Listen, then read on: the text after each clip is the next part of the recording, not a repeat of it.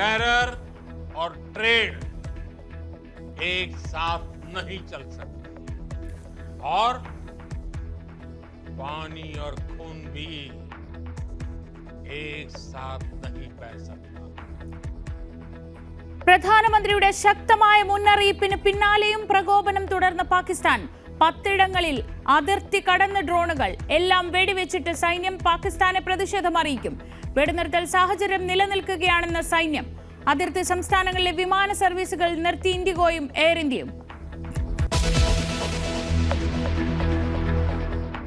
American president Donald Trump സൗദിയിൽ കിരീടാവകാശി സൽമാൻ രാജകുമാരനുമായി കൂടിക്കാഴ്ച നടത്തും. ഗൾഫ് ഉച്ചകോടിയിലും പങ്കെടുക്കും.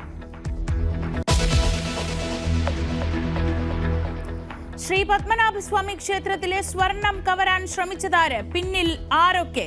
8 ജീവനക്കാരെ ഇന്ന് വീണ്ടും ചോദ്യം ചെയ്യും. മോഷണ ശ്രമം സ്ഥിരീകരിച്ചതോടെ വിശദമായ അന്വേഷണത്തിന് പോലീസ്. KPCC പ്രസിഡന്റ് സണ്ണി ജോസഫും ഭാരവാഹികളും ഡൽഹിയിലേക്ക്. ഹൈക്കമാൻഡുമായി കൂടിക്കാഴ്ച വൈകിട്ട് 4-ന്. തെരഞ്ഞെടുപ്പുകളുടെ ഒരുക്കം പ്രധാന ചർച്ച.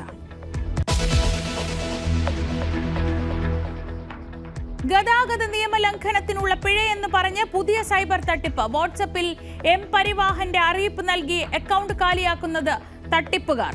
പണം പോയത് നിരവധി പേർക്ക്. ജാഗ്രത പാലിക്കണമെന്ന് പോലീസ്. ADGP P. വിജയന്റെ പേരിൽ ഫേസ്ബുക്ക് പേജ് നിർമ്മിച്ചും തട്ടിപ്പ്. തിരുവനന്തപുരം സ്വദേശിക്ക് നഷ്ടമായത് 50,000 രൂപ.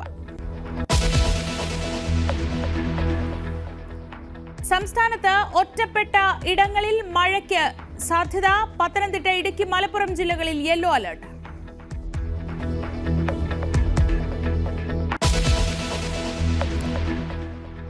ഇന്ത്യ പാക് സംഘർഷത്തെ തുടർന്ന് നിർത്തിവെച്ച IPL മത്സരങ്ങൾ ശനിയാഴ്ച വീണ്ടും തുടങ്ങും. ആദ്യ ക്വാളിഫയർ 29-ന്, ഫൈനൽ ജൂൺ 3-ാം തീയതി. തീരുമാനം കേന്ദ്ര സർക്കാരുമായി നടത്തിയ കൂടിയാലോചനയ്ക്ക് ശേഷം.